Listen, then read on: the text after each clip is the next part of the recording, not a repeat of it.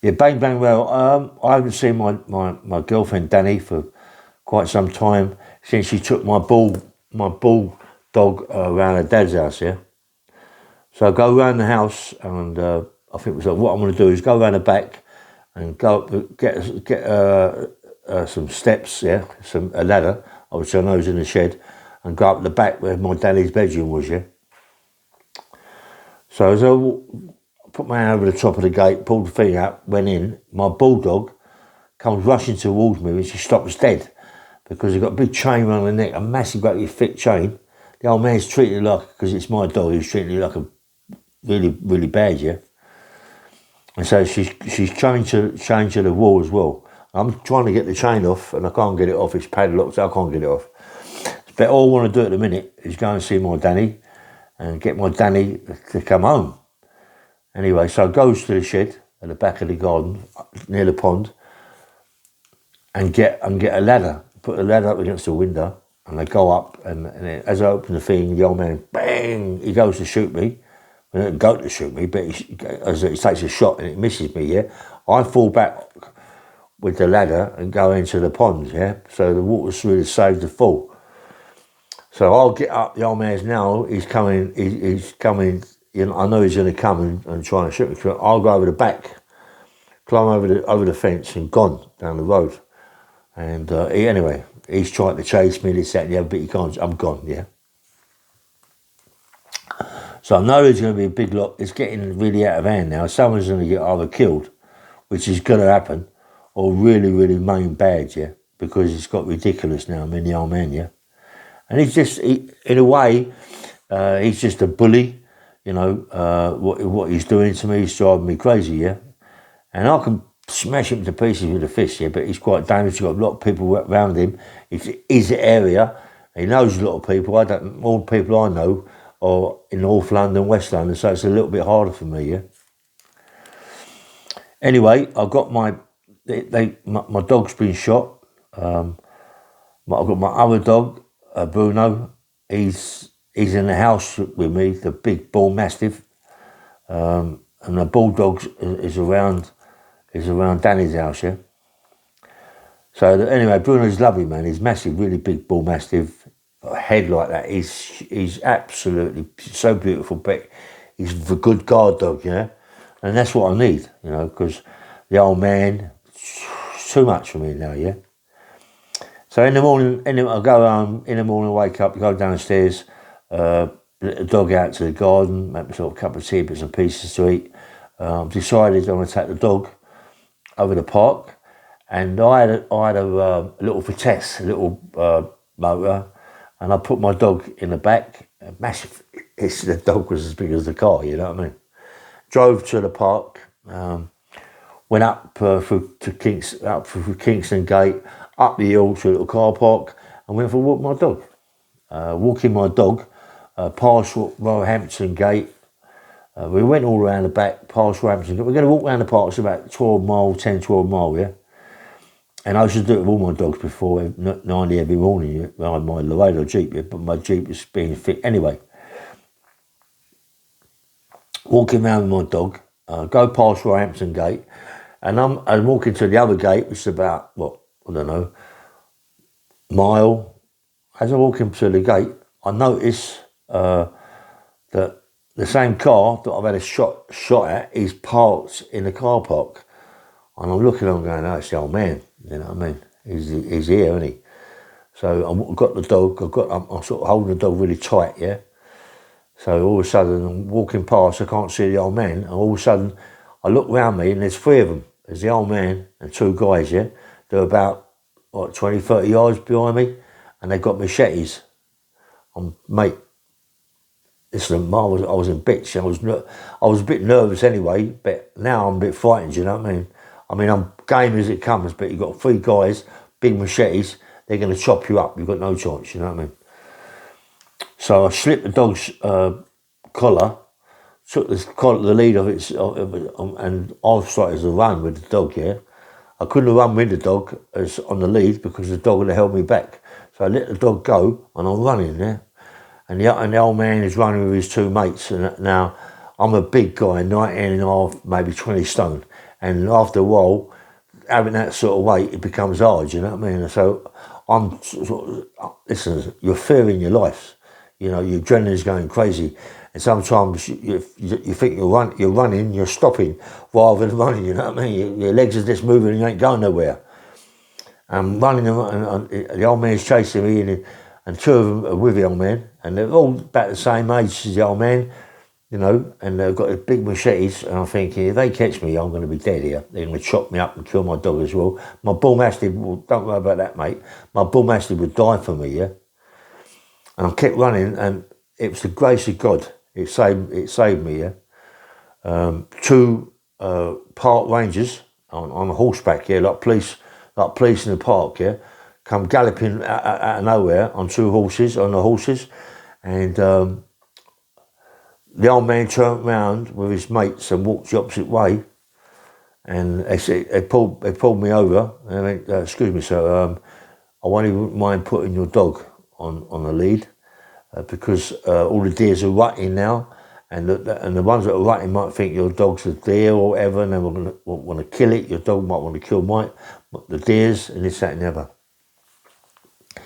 But a long time ago, my bull mastiff, that dog, he killed a deer in the park on the other side, and I was looking for it anyway.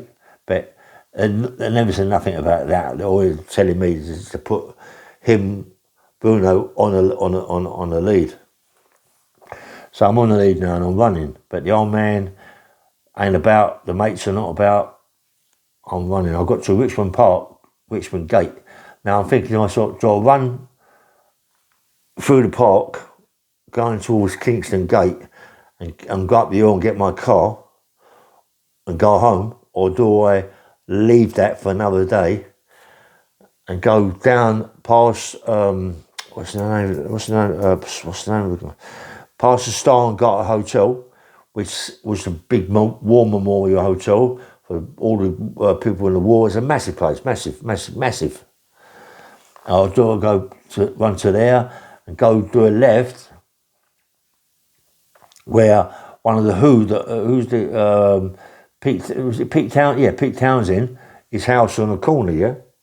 So I decided to do that, go past Pete Townsend's house, onto the green, down this big hill, and go along the River Thames, yeah? Go through the field and go along the River Thames, come out by Kingston, the other side of the bridge. So I haven't got to go over the bridge, I'm this side of the bridge, yeah?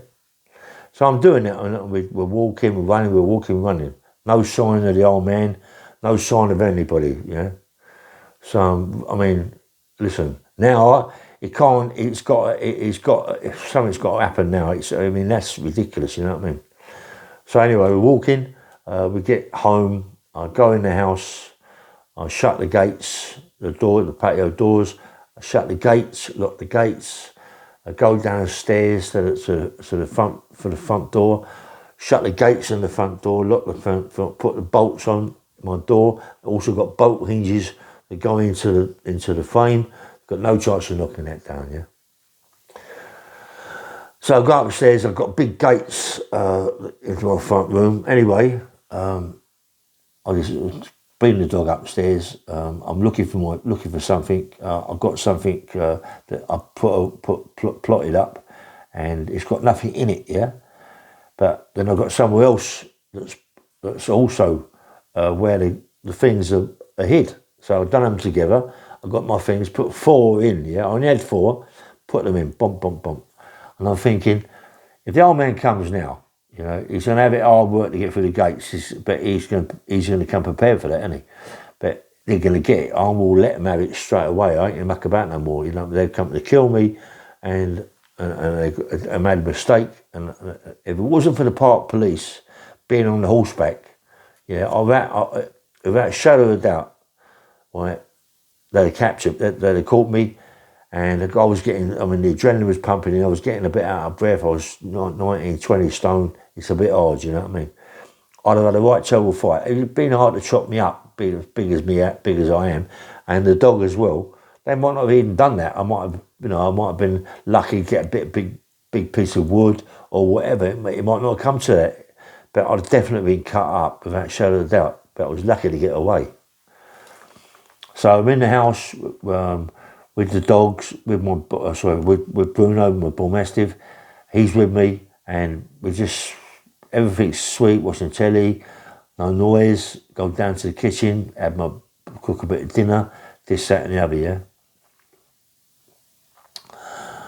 sweet. Wake up in the morning. Well, I didn't go to bed upstairs, mate. I ain't going to be upstairs and they come in, but I'm downstairs with the dog.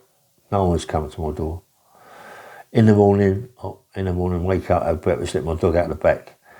Sweet, but I can't leave it now. It's got out of order now. I can't leave it.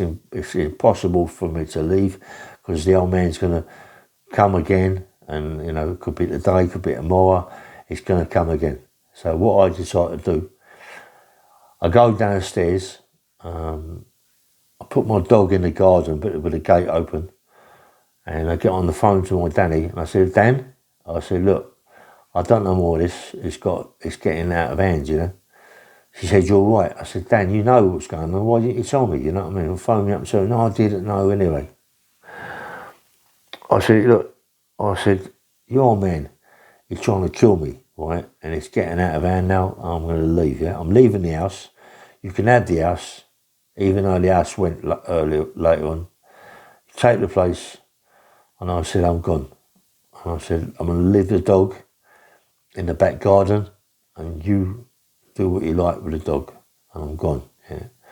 The dog was given to someone at a pub because the dog went for the baby or the cat. Anyway, I went to Brentford Docks. Well, I got a place there. I paid two months rent and started getting bits of furniture and I had money, got bits of furniture and everything's okay. And then I got on the crack there. That's when I really got on the crack in that place, yeah. But before all that, I got all a couple of my pals around Brentford and I said, look, there was the old man, two of his mates, and I said, I know the two guys, whereabouts they come from, whereabouts they live near where they live, I'll be able to find them, yeah. I said, and they've got to go, they've got to be hurt because what they've done to me is ridiculous. So with my pal in the car, we're driving about looking for these people, and I've got to find out where one lives. So I'm now making myself busy. I go back, we go get a van, and with a couple of other my mates, so it's three of us now in the van. So as we go past these houses and past the pub, and I said to my mate, go in the pub, yeah, have a look in there. There's a guy in there, he's got bald head, big lump, big nose. You can't miss him. A few tattoos on his hands, yeah. Don't know his name, but he went in the pub. He said he's in the pub. If it's the geezer you're talking about, he's a big guy, he's got a big nose, bald head, tattoos all over his hands. That's him. I said it's him and the other guy, but let's get him first, yeah. So as the pub's finishing, he comes out, yeah. So I jump out of the van. I hit a crack across the head with a bat. This back thing, bang! He goes down, we drag him in the back of the van, take him, yeah, go to Richmond Park. I thought, what, you want to play games? You want to play games, right? This is late at night, yeah? Certain gate in Richmond Park is open because of the people, because of whatever, right? It's open, so we drive in the park, but you've got to be very careful because you've got the park rangers and bits and pieces. If they catch you, you're in trouble, yeah? So it goes in, just park the car up to the right. There's a little car park there. We're in Kingston now. We're in Kingston Gate car park. Take him out the back. Take him over by all these trees and bits and pieces. And I went, when he wakes up, I said, you want to play games with me? You want to chop me up with a machete? And he's like, you're all shouting at, you're dead and this, that and the other. I said, I'm dead. I said, mate, it's a bit of a wrong thing to say that I'm dead and you're in here with me in a park with three of us. Don't you think it's your turn to be dead, not mine? You know what I mean? But he ain't saying that I'm really giving him grief and he's swearing at him and he's like, the geezer's massive, he's big. He's about 18.5 stone, well built, long nose, bald head, tattoos, thinks he's a big time Charlie Potatoes, but he ain't. He's going to be really hurt, yeah. Put his hands, one of his hands, on the logs. There's all logs and trees fell down. Put his hands on one of the logs, and I'll smash him with a nail, straight through one hand. Like a whap, smash it straight through one hand. Just one hand, with a nail in his hand. Left it like that. And then punch him. I mean, I'm punching his face like it's a punch ball. Wham, wham. And he's smashing him. I'm smashing him to pieces. He's trying to kill me. He wanted to kill me, mate. He ain't getting away with that. I ain't going to nail both hands. I'm nailing one hand. Because he now, once he wakes up after he's been bashed up and this and that, and we're gone, right? I'm gone back to Brentford, right? Once he wakes up and his hands smashed to pieces and it's in the log and it's been nailed in the log, he can't get that nail out. He's going to try and pull it and this, that and the other. And he's got no mobile phone, nothing. He's there. It's night time. There's foxes. There's all sorts of things. There's blood, the smell of blood, badgers, everything in there, yeah? At Richmond Park, I'm always thinking there's big wolves in there, you know what I mean, and all that. Leave him, mate. Just gone and left him, yeah? What happened to him, I don't know. I don't care. My Danny phoned me up. Said the old man is looking for you, Ray. He's really pissed off. He's looking for you big time. He's with some people. I said, I know. I said, one of the people is over the park. I said, put one of his hands now to a log. I said, listen, you told the old man to leave it out now, right? So she starts screaming and shouting, hollering. The old man won't leave it like that. And I said, put the old man on the phone. She said, they don't want to talk to you, this, that, the other, you're a liberty taker. This is the mother of my kids. I can't believe it, you know what I mean? What have I done so wrong is to make her like this? I can't, you know, and it's breaking my heart because I love this woman so much. She's so beautiful and she's a really good mother and she never does, I can't make out what's been said or whatever. But it's definitely the old man who's said something to her, or the old woman said, and it's turned her, yeah. So the old man and this guy and the other guy, I've been told, sorry about my neck, I've been training there. This other guy, right, are looking for me. And I thought to myself, oh, they will. Oh, they will. This is my manor now. I'm in my manors, West London. Brentford, I mean, you know, Acton and Chiswicks and all that. This is my manor, and they're looking for me. Are they silly? They're going to get mullered. You know what I mean? Anyway, nothing really happens. I don't get to hear about the old man no more. I phone my Danny up. Nothing. I've not heard nothing. All of a sudden, my Danny phones me up, crying her eyes open. Mum's died. Mum died. They was ill. The old man, the old woman, Johnny Bingham was always around the house, and we got a rough idea what they died of. But anyway, cut a long story short, it was supposed to be cancer. But anyway, the old woman dies. Next thing, the old man dies. Biggest relief ever that they're dead. But I've got my Danny broke her heart, you know what I mean? The place in Kingston's gone, that's gone. All that's gone. Everything's gone. Danny's in mum and dad's house. Brothers, sisters, everything. They give Danny the house. Danny's got the selling of the house. They'll split whatever's going to split up. Then what happens to me? Get nicked for car, phone, warehouse, yeah? But there's lots of other things goes on. When I get on the pipe, you know, I mean, I'll get on crack really, really bad with a guy called Compton when I lived in Brentford. But Compton died. He OD'd Compton. He just kept taking it. He just become like a fag to him, yeah. But he smoked so much of it, it killed him. I got on it really, really bad, and that's when I really got on it bad, from when I was in Brentford, yeah. Anyway, this is Bang Bang Rail, just a little podcast, a little video this morning about me and the old man. But I'll do something later on tomorrow about Brentford and whatever, bit of Compton and the things we've done. And Compton was a bad, serious man, mate. Compton come from Brixton, but he was serious, mate. Serious, dangerous man. Anyway, I'll say bye-bye. Have a nice day. Bye.